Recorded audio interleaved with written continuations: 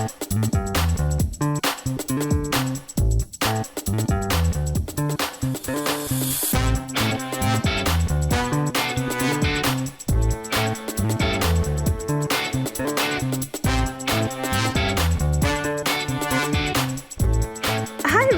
you for tuning in to the Postmodern Realities podcast, brought to you by the Christian Research Institute and the Christian Research Journal. I am Melanie Cogdill, managing editor of the Christian Research Journal. It's October 2023, and this is episode 361, which is a conversation about horoscopes. On this episode, I'm joined by Dr. John Ferrer. He is a content creator for Cross-Examine Ministries and a teaching fellow with Equal Rights Institute. John has an MDiv in apologetics and a THM and a PhD in ethics and philosophy of religion. He is also married to Christian apologist Hilary Ferrer of Mama Bear Apologetics. John has written an online feature length for the Christian Research Journal. His article is called, "What's Your Sign? Is Christianity Compatible with Horoscopes?" And you can read his article for free at our website, equip.org. John, it's good to have you on the podcast again. Good to be here. Thank you for having me. Well, October is a month in which a lot of people in the United States or maybe in the West are focused more on kind of occultic topics because it's when Halloween is celebrated at the end of the month. As a matter of fact, we did a survey on our YouTube channel, and someone specifically asked, in the month of October, are you guys going to feature anything coming up about occult themes that we could learn about, what a Christian response to that would be? And I said, yes, we are. So this is one of our first of the next few episodes that will have that kind of thematic bent to them. And today we're going to be talking about horoscopes. Now, in the past, we have written some articles, had published some articles on astrology, and all those kinds of things are adjacent to each other. And I'm going to ask John about them. But I just wanted to let our listeners know, I was reading an article from June in the Washington Post, and it was about astrology and also like Gen Z and just the interest they had in kind of that kind of spirituality. And I was surprised to learn that astrology is more than a $12 billion industry, and that a quarter of Americans believe in it. And I think John also quoted some statistics in his article, but 70 million Americans check their horoscopes daily. That's a lot of people. So I just want to start out by just asking you, what are horoscopes? Because I think people probably kind of put them all together. Horoscopes, astrology, and all those kinds of adjacent type of, maybe they, telling you about your life or something about your future. So what are horoscopes exactly? So horoscopes are an application of astrology. So astrology, as you referenced earlier, is this idea that there's somehow a mystical alignment between the stars and Earth and our lives, so that patterns in the heavens somehow have bearing causal influence on us. We're not talking about light or gravitational pull, laws of physics and things that do have bearing, like the sunlight and the gravitational force of the moon having effects on waves and things like that. We're talking about you can have good luck if you plan for this date. But horoscopes specifically are a sense of, you take this astrological worldview where you think that there's causal connection between the stars and us, and then you chart out those patterns into this sort of starry belt around the Earth and break it up into chunks and figure out what month and then what day. And then when you can get it down to a day or a month, then you can locate where your birthday would have been in that, what's called the Zodiac. Think of the Zodiac as the neighborhood, and the month, your sign, as the house in the neighborhood. And there are 12 houses in that neighborhood.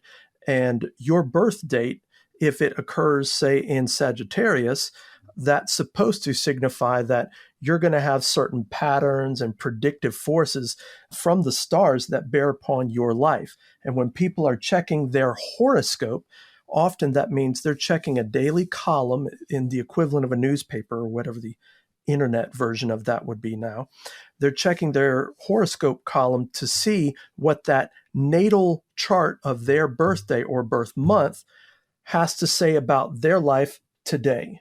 So it might say something like, be careful about making big commitments, or you're destined for love in the near future, things like that. Those are your horoscopes, or that's what your horoscope would be, and that's the bigger category of horoscopes. But it's, if you think of it as astrology as the big worldview that connects the stars to man, and then zodiac is the neighborhood described in the stars, and then the house within that neighborhood, and whatever the planetary and star alignments were within that house for your natal chart, that is charting what day you were born, that is your exact horoscope. And you have a slight change in all of those movements every day.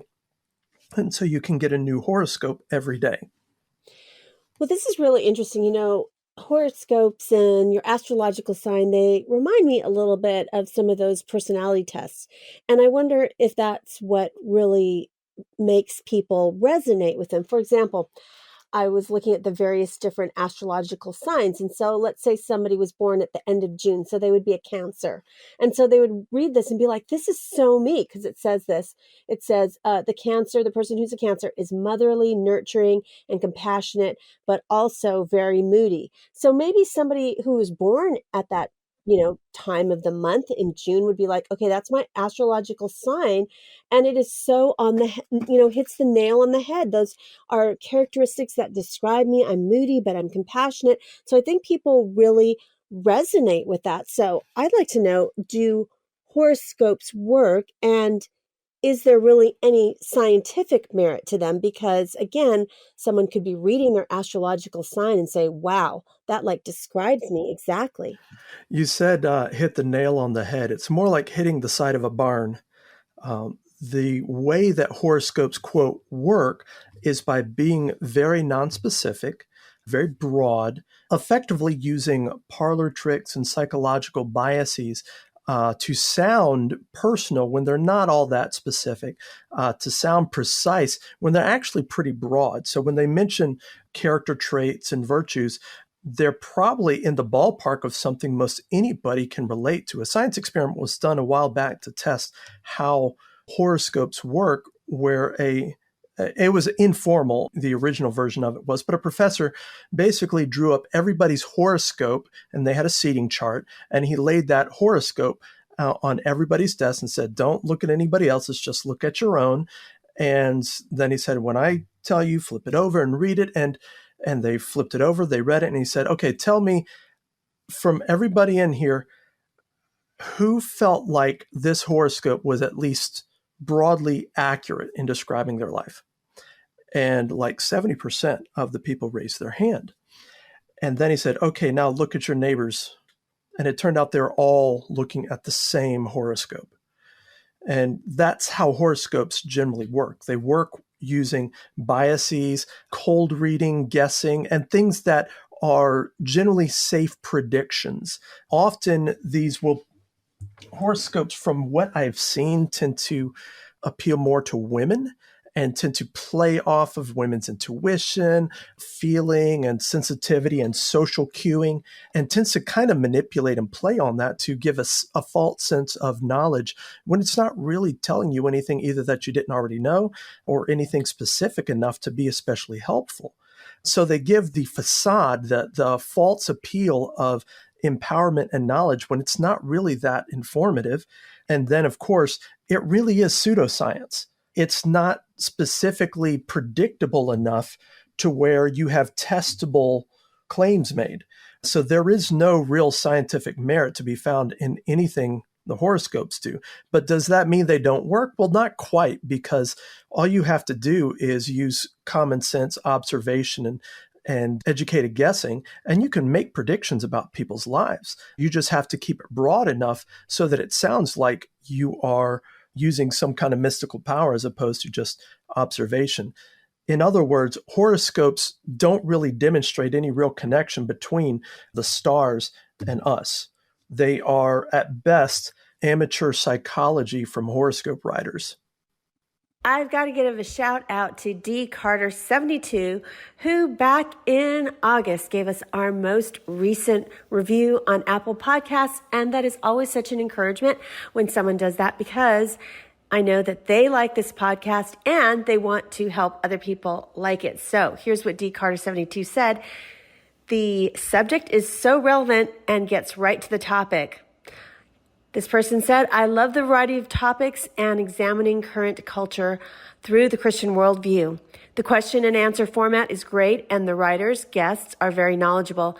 I also appreciate that they get right to the topic and don't waste the first 5 to 15 minutes doing useless chit-chat and inside humor that so many podcasts do.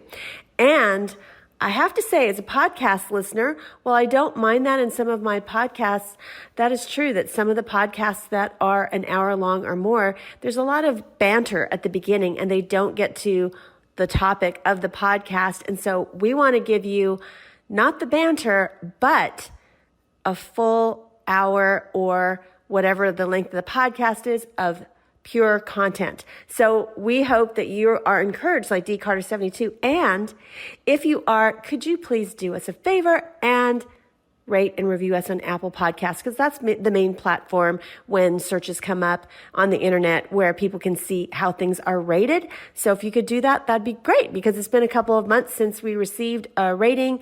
We've got 77 ratings total. Some of them are just starred ratings, which is fabulous too. We're really thankful for that. And if you could give us a rating or review, we'd be really grateful. Now, today, as you know, I'm talking to John Ferrer. We're talking about horoscopes, but we have some other kind of October culturally relevant topics. Next week, we're going to do a super deep dive on Edgar Cayce, who's really known for occultism. And I found out some really interesting things about his spiritual background that I did not know at all. It's going to be a fascinating podcast with Lindsay Medenwalt next week. You don't want to miss that. And then we have another podcast coming up on horror films with our regular film reviewer, Cole Burgett. That's going to come up at the end of the month. So thank you for listening to this podcast, telling a friend, sharing it on your social media. And now back to my conversation with John Ferrer. So you were saying that horoscopes kind of have just vague, kind of non-specific types of information or character qualities that really could apply to any person, that they would resonate with part of it and say, well, that was true about them. But at the start of this podcast, you said there was a larger kind of thing to this, and that is astrology. And then when people think of astrology, they think of astronomy and they think of science and the stars. And you talked about how there were specific constellations that were, connected to these astrological signs. So is there any scientific merit at all to horoscopes? Is it based in any science? No. There was a time in the past when astronomy and astrology would have been so intermingled that you couldn't really tell one from the other. Much of the motivation for both of those together was the occult belief of as above, so below. This idea that the way the stars are aligned has causal bearing on how things are now. The way things are up there above are somehow reflections of how things are down here. And so interpreting the stars is essentially interpreting social, emotional, interpersonal relations within ourselves and our communities and so on. But that idea has never had any scientific basis. It was pure theology. So that was a time in the past, but we have the benefit of the scientific revolution and many years of charting out the differences between these so that you have a genuine science called astronomy, which can recognize all those same patterns and identify how the planets move and so on. But astrology is not a science in any real sense of the word, any real sense of natural science. It's too theologically charged, too occult in its understanding of causality. And for that reason, we're not surprised to find that it doesn't really have any scientific support in it either. It's not like it's just a different explanation that's not scientifically credible, but it still makes predictions that are scientifically demonstrable. It's not even that. The theory behind it doesn't have any scientific merit, and it's not useful scientifically either. It doesn't make specific enough predictions to have any real viability. All the predictions that it could make can be explained away with cognitive biases and parlor tricks. But I think something that people, might realize, okay, it's not that scientific, but it helps me, emotionally, or it helps me make sense of this world. It was interesting because in that Washington Post article, they interviewed a girl who said she used to be a Christian, or she grew up in a Christian household, but she didn't really resonate with it. And so she has turned to astrology and horoscopes, and she realized it's not totally scientific, but that's okay with her because it just kind of helps her out in her life. And so she's probably not uncommon. And because 70 million Americans check horoscopes daily, there's probably Christians out there thinking it's okay to check their horoscope. It's kind of like reading the fortune in a fortune cookie, like I don't think it's very serious, or I just kind of like look into it to see, well, maybe this will be true for me today, or wow, I looked at yesterday's horoscope online and that was true. So is it okay for Christians if they just dabble in horoscopes because they know it's kind of like what you said, it's parlor tricks, it's some things they can resonate with, but is it harmless? Think about it this way. Suppose you were trying to explain to your spouse why a little adultery is not a big deal. It's not like you're going out and sleeping with a whole bunch of people. It's just a little bit of adultery. Would that pass? Well, obviously not. But when we're talking about astrology and horoscopes in this case, you're not talking merely about some pseudoscience, which may or may not work, may or may not be credible, but it's fun. No one's getting hurt. We're not talking about something quite that innocuous. We're talking about something with occult, and religious overtones to it because it streams from an occult worldview, a view of how things are and the causal connections between things, which have no natural scientific basis. So you can't say I'm just operating in the natural world when I'm working on out of these beliefs and ideas. And you can't say it's theologically aligned with Christianity because Christianity doesn't ascribe any such as above, so below type of correspondence between the patterns in the stars and the shape of our lives. That's not a Christian idea. That's a more explicitly hermetic occult idea, which qualifies it more as idolatry than as just a mere pseudoscience. And so the idea of dabbling in something of this nature is dabbling in idolatry. And biblically, the notion of idolatry, the foremost illustration for it in Scripture is adultery, basically flirting with other gods or flirting with false religion. And we don't really have quite the same latitude to experiment and explore different religions and different occult theories and false theologies as if those are options within our Christian freedom. We might have opportunity to dabble in music styles or to dabble in food types or to dabble in different cultures. But when you're talking about the occult, dabbling with idolatry is akin to dabbling in adultery. I think the question would be what makes it a cult? Because it's based on stars. I mean, it's based on constellations that are recognized, and it's not like it's witchcraft or casting a spell or something along those lines. So, one of the biggest misconceptions about occultism is that it will be easy to recognize. Somehow we think that a practicing occultist is going to be always wearing a pentagram and a pointy hat and, have black eyeliner or somehow wave a big clear flag saying, I'm an occultist. But really, occultism is too pervasive, too much like a fog of confusion to make the tenets of Christian theology blurry or hard to understand, hard to agree with.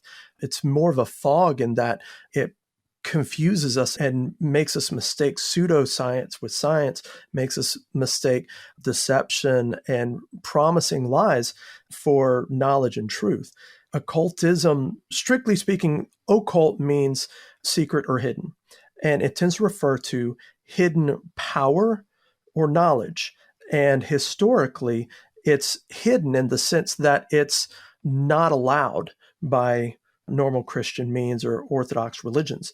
So it is forbidden and thereby secret and hidden power and knowledge. That often locates it within any of the world's religions, but frankly, occultism is too pervasive and too flexible to be relegated merely to other religions. We find ourselves compromising with a bunch of occult beliefs when we think, for example, that if I say a certain set of words, then I can change reality. That's a magic spell. That's how spells work, spell casting. That's occult belief. And some people will interpret Christian prayer as, I say these words and reality must conform to my will. Well, that's how magic works. Or we think that it's okay to have conversations with deceased relatives because, they're Christian, I'm Christian, we both went to church. I'm just talking with, grandpa up there. I know he's in heaven. Well, communication with the dead is called spiritism. And that's an occult concept. So in summary, occult means secret or hidden, refers to forbidden knowledge or forbidden power. And there's roughly three big categories of occultism: magic, spiritism, and then here's the big one that ties into horoscopes: divination.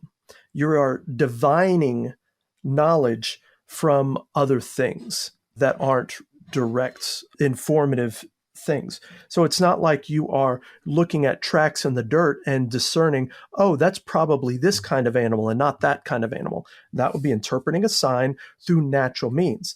But what if you are interpreting the stars to signify that your most lucky day is going to be this Thursday? So you should plan any big choices for Thursday. Well, those stars have nothing to do with luck. I don't think luck even exists.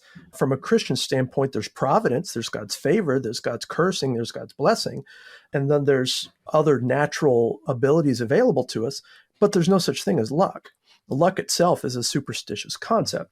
And so if we think that patterns in the stars somehow are going to spell good fortune on Thursday in a way that we didn't have access to it another day, that's a superstitious belief. And strictly speaking, you're trying to identify knowledge using means that aren't really connected to that knowledge. Other kinds of divination would be scrying, which is reading a crystal ball and in the opaqueness of it, interpreting things, or reading tea leaves or tarot cards. Those are efforts to divine knowledge from things that aren't naturally connected to that knowledge. So spiritism, divination, and magic are the three big players that constitute occultism. And since horoscopes are a species of astrology, which is a means of divining knowledge from the stars and artificial empowerment from it, that means horoscopes are very clearly occult. Okay, that would be for Christians, right? But what about non-Christians? I mean, they would say, well, I don't believe in the occult. I don't really believe in anything spiritual. It's really harmless for me to check my horoscope. What would be the big deal?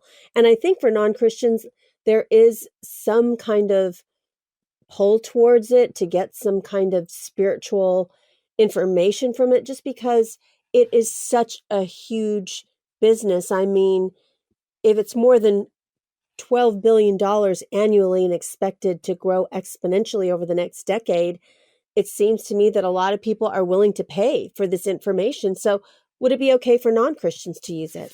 No, there's a slight defense that a non-Christian can have that a Christian doesn't. Christians should know better.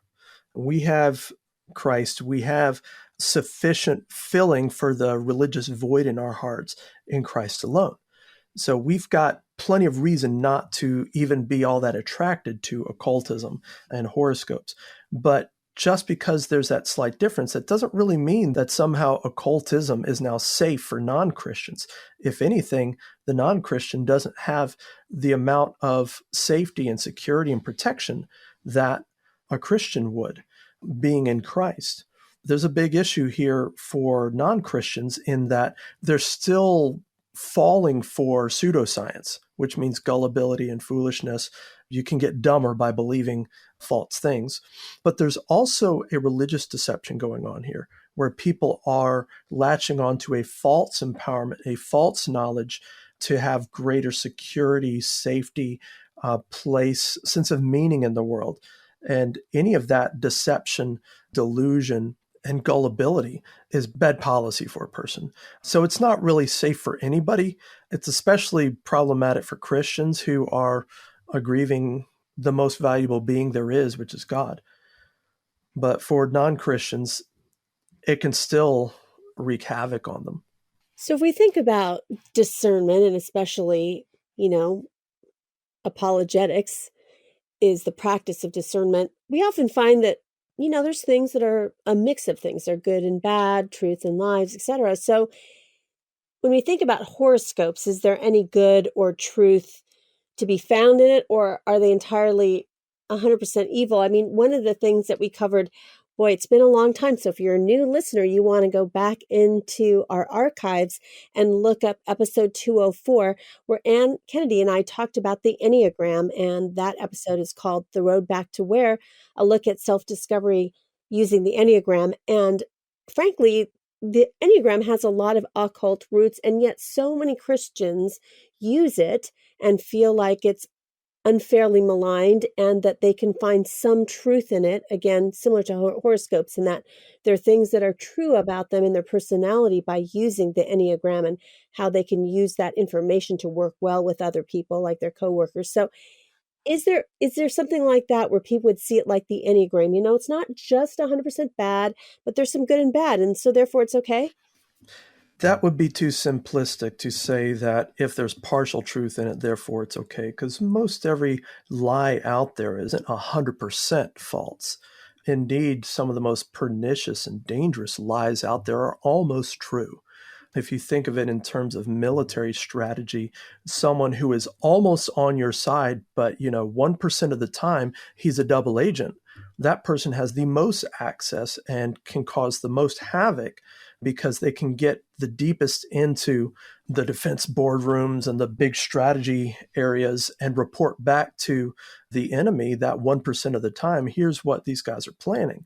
And so being partially true isn't quite enough to vindicate horoscopes. And here's the partial truth that I would grant. The stars, planets, they are signs. They were ordained for that purpose in Genesis to signal for calendaring, for the passage of time, for giving light. They're not serving to have the kind of causal connection that astrology says there is, but it serves for calendaring, it serves for timekeeping, serves for giving light. And it also serves, spiritually speaking, as evidence of God's glory. Every star out there twinkling is proof of just how enormous and grand God is. It's been said that why did God focus so much on Earth if he had all these other planets that he filled the sky with? And I think, according to what this one person suggested, God was just showing off. He wasn't content just to populate and direct a planet. He wanted to just show just a hint of what his creative power can look like, and that's what the stars are. So looking up at the heavens rightly, I think, should motivate us to worship the great and glorious God who could make all of that. So you've got calendaring, you've got timekeeping, you've got light giving, demonstrating the glory of God and inspiring worship. So in that sense, the stars, the heavens, they are signs. They aren't just sitting there floating around rotating. They are signaling something. They're just not signaling anything occult. And to wrap that up with what you were pointing out, that doesn't get us to vindicating astrology, even if we grant those signifying uses of the stars. That gets us to Orthodox Christianity. So, when you were assigned this article, I was thinking about horoscopes and looking into it before we had our conversation today. And I was just finding it fascinating that horoscopes are still a thing. I was surprised about that, and that it's such a huge, financially huge industry, because in my mind, when I think of horoscopes, I think of the late 60s, hippies, Woodstock, that kind of Hmm. whole era. I don't really think of modernity and, social media and computers and things that are, we've rejected all that spirituality. That's like a thing of, 50 years ago or so. Yeah. So, why is this whole industry popular? Why are horoscopes still fairly big? Well, I think one of the reasons is that organized religion is trending downward, at least for Christianity. You're finding fewer and fewer people are identifying as deliberately self identified Christian. That's creating a spiritual void. Historically, the steamroller of Christian influence in culture has not been to make people more superstitious, but to make them less superstitious. It was a more formal, theologically rich, organizing cultural influence that Christianity brought to societies so that they weren't chasing after all these gods and animistic demigods and all of these spiritual knockoffs, fearing for their lives about all of these different, this pantheon of gods. When Christianity would roll in, it would kind of inspire people not to be scared of all that stuff, not to set out that incense or set out those offerings or be terrified that your ancestors are going to wreak revenge on you. So all of these different false and corrupted religious ideas were kind of being pushed out as Christianity was rolling through in the fourth century, well into the Middle Ages, and then became, the largest religion in the world eventually. But we're seeing some of that roll back. And as Christianity rolls back, it creates more of a void. And if the enemy is anything, he's an opportunist. And he loves to exploit a void because deep in everyone's heart, there is a hint of infinity, a hint of eternity where only God can fill it. But that's not going to stop us from trying to throw anything that seems spiritually significant into the well of our own hearts. Yet we find the clanking sound of all of those crystals and beads and star charts as they fall down the well of our hearts. They just remind us how empty we are without God in our hearts. So horoscopes serve as artificial spiritual salve along with astrology. They try to serve to fill that religious need in us, but we don't just need religion. Our religious need is really an expression of our need for God. So they're still popular and they're probably growing in popularity as people are pulling back from organized Christianity and finding that they still have a hole in their hearts. So it's not surprising at all to me to find something so pseudo-scientific as horoscopes growing in this increasingly post-Christian age, because that's just a reversal of what we've seen for the last 2,000 years or so, that Christianity was rolling out and pressing out of business a lot of these occult establishments and occult beliefs. And as Christianity is retreating, a lot of these occult forces are going to reclaim ground that they had lost before. Well, if a Christian says, of course, I don't believe in horoscopes, I would never read my horoscope and that kind of thing, what kind of threat do horoscopes really pose for them? Because if, they're not dabbling in it, why should they care? I think the threat isn't necessarily a five-alarm fire. I don't think it's some big, huge, everybody run for your lives type of danger. I think it's more the threat of an incremental compromise. Relatively few people who identify as Christian actually have a Christian worldview. And so we're not dealing with a reasonably healthy, self aware, spiritually informed, mature, discipleship laden church body today. Instead, we're dealing with a fairly anemic, confused, poorly discipled, egocentric bunch of Christians across much of Christendom today. And so that kind of population is more vulnerable. They don't necessarily have the spiritual immune system with robust apologetics to be able to handle relatively minor threats.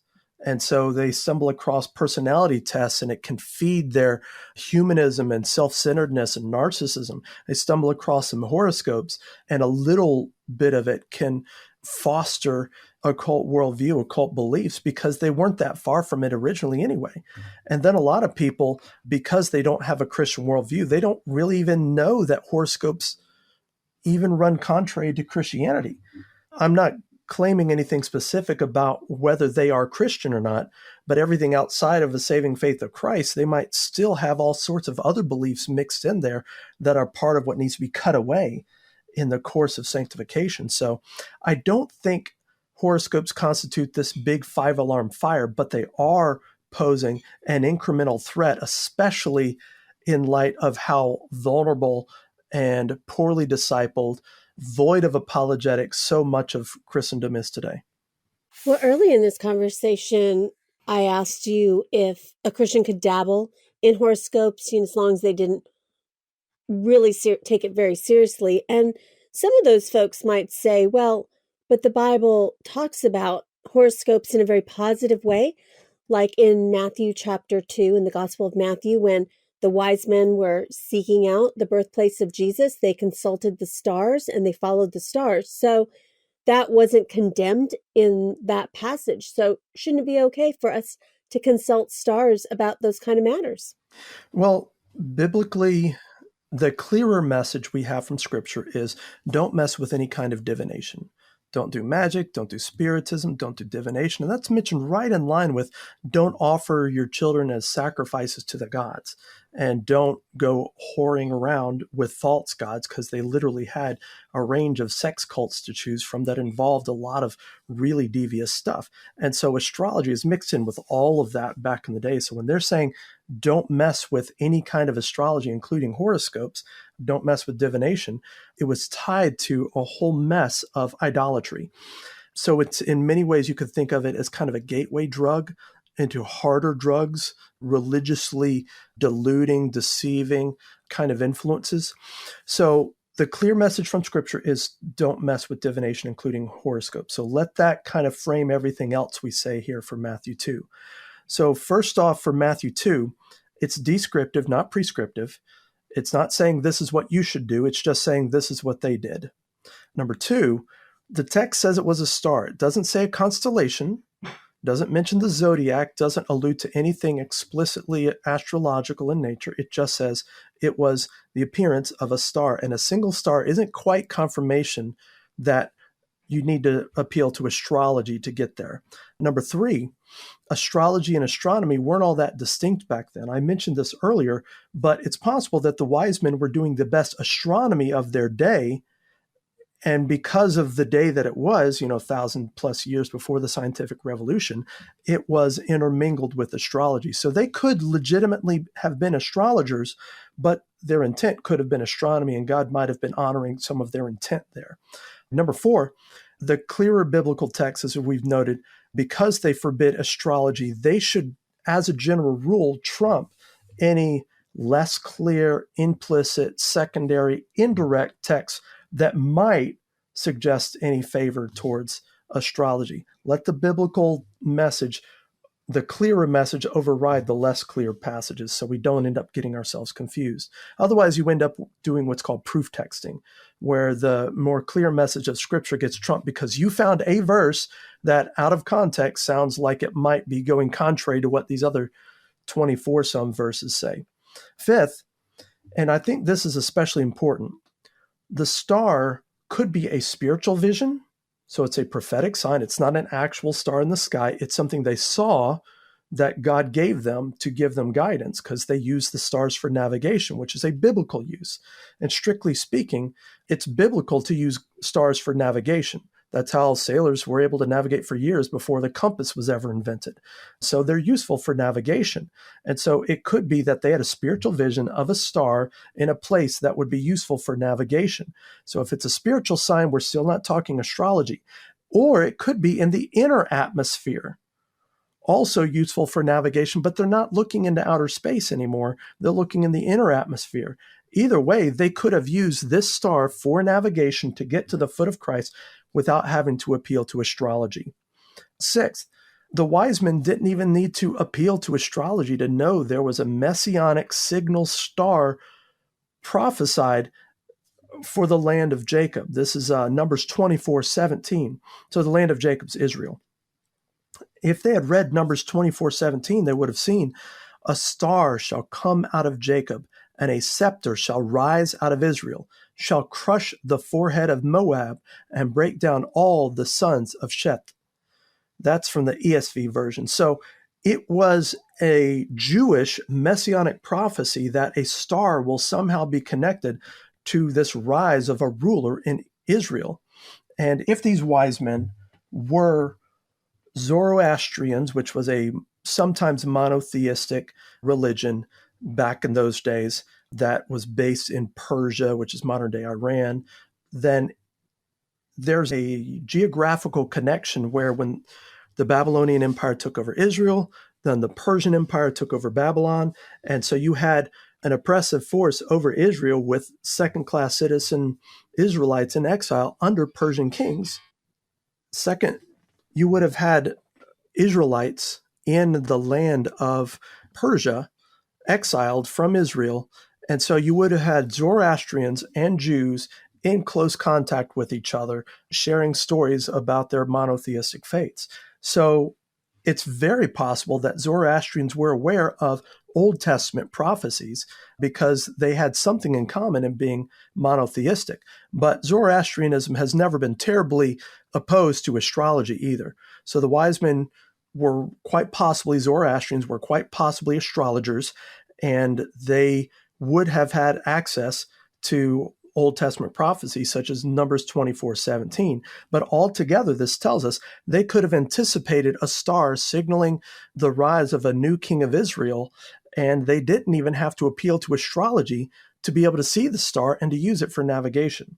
So the whole story of Matthew 2 doesn't quite get you to astrology. It could be read that way, but since we have an overriding message from Scripture not to mess with any divination, including horoscopes, then we don't necessarily have to go the astrology route to understand Matthew 2.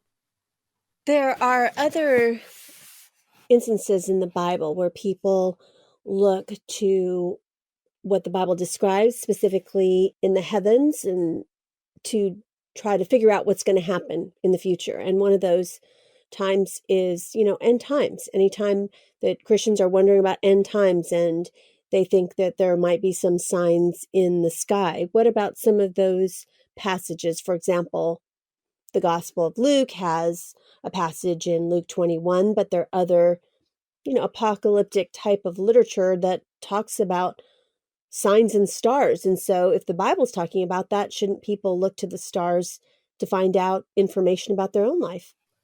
So Luke 21, yes, it does say signs in the sun and moon and stars. If we remember the majority message of scriptures, don't mess with divination, then letting the clearer passage dominate, can we understand Luke 21 and that end times prophecy without appealing to astrology? I think we can. For one thing, just because it's a sign doesn't mean it's an occult sign. Our normal understanding of the stars in the sky, the sun, the moon includes a lot of signaling influence. So, for example, if the sun were to start having solar flares, pockets that were popping and looks like large explosions on the sun, that would raise alarms all over the globe because people would recognize that means the sun is becoming less stable and basically our whole solar system revolves around the sun. So if the sun's starting to become unstable, that's a strong sign that the end is near. And I don't have to appeal to astrology to look at the sun and recognize this irregularity poses uncertainty and threats to life on Earth. The same goes for the moon. If the moon started wobbling on its axis, what does that mean? Well, that could mean we're going to start seeing tsunamis because you have irregular gravitational pull and release over the oceans. And so wobbling in the moon would pose a lot of cataclysmic concern. And if stars started falling from the skies, the same goes. So I don't think we have to appeal to astrology to understand how changes and irregularities in the sun, moon, and stars would signal cataclysmic events that are apocalyptic in nature. There are some people who might be dabbling in horoscopes, but there also might be some Christians who are listening to this podcast, or some Christians who know some other Christians who are pretty invested in horoscopes. It's something that they do, ritual for them. And especially for some of the younger generation, where I mentioned earlier in this podcast that we have had a episode on tarot cards and TikTok and Instagram, and some of these readings are very popular that you can get, whether it's a psychic or your horoscope or tarot cards, on social media. So that's been a real way to kind of promote horoscopes. So what about, either someone listening or somebody that they know that's a Christian, and they really do feel really attached to their horoscope? It's a daily ritual that they look at, and they say, hey, I really want to know, like you mentioned, what I should do next Thursday. Should I wait until then to make a decision? Because that's when the stars are going to align and whatever I make will succeed for me. So they really, they're addicted. Like, next I got to wait and see what's going to happen. And the next day is supposed to tell me more. Do you have any advice for them? How should they really think biblically about what they are involved in? I would say, first and foremost, once a Christian recognizes that horoscopes are basically dabbling in idolatry, they need to confess it to someone who has some discernment, preferably someone older, someone wiser, and find some accountability on it to help them figure out a strategy proportionate to whatever level of commitment they have to it. If it's just a genuinely lighthearted thing that the person just checked it once in a while, then just stop. Just stop outright. This doesn't need to be a big production. It doesn't need to get all sorts of focused attention. Just stop messing with it. And if you find an occasional pull to go back to it, fill up with good stuff that is safe, that is healthy, that is righteous. But I think to understand the appeal of horoscopes, it's important to recognize that it can function like a crutch. It tends to operate in a way that gives us a false sense of fulfillment, false sense of knowledge and power. And so rather than being satisfied with these knockoffs, it's important to fill up with the real deal. Socially, horoscopes will tend to give a false impression of how to navigate complex social landscapes, when in reality, it's not empowering you at all. It's giving you a false sense of security, and that delusion can be dangerous. We do better to fill that time, fill that emotional, social, relational void with emotional, social, relationship fulfillment from people. And so I think horoscopes tend to kind of wedge between us and authentic relationships. And the best solution to that is just kick out that wedge and have authentic relationships that are Christ-centered. So church fellowship, community, and accountability, especially if you have a particular addiction or compulsion towards it. Perhaps work out a plan of action to be able to pull out so that you're filling your life with good, healthy, righteous stuff, and not ruining your appetite for the divine by filling up on the junk food that is horoscopes. And I would say, if you're a younger person, or maybe it's one of your kids, then maybe they need to delete some of those social media apps where they would be tempted from all That's a good the one. horoscope accounts they might be following, or the different hashtags they follow for tarot cards or psychics. And it's just such a booming presence on social media. Well, on a much lighter, non-occultic note, I have a fun question for John, and it's fall, John. So right now, would you say that you're Team Apple or Team Pumpkin? Ah, gosh, I've probably imbibed more pumpkin spice flavored stuff in the last few weeks than apple, but I got to be more of an apple guy because apples for me are a year round thing. I'll take apple pie any time of day, any day of the week, any month of the year. Well, thanks, John, for being a guest again on the Postmodern Realities podcast. Well, thank you for having me. You've been listening to episode 361 of the Postmodern Realities podcast from the Christian Research Journal. Today's guest was Dr. John Ferrer. He has written an online feature article for our journal. His article is called, "What's Your Sign? Is Christianity Compatible with Horoscopes?" And you can read it for free at our website, equip.org. Stay connected with the Christian Research Institute and all the new content we have coming your way. The best way to do that is to head on over to our website, equip.org.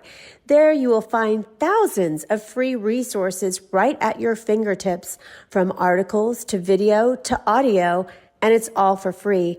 You'll find our podcasts hosted there, as well as the Bible Answer Man broadcast, which is hosted by CRI President Hank Hanegraaff and streams live every Monday through Friday at 6 p.m. Eastern.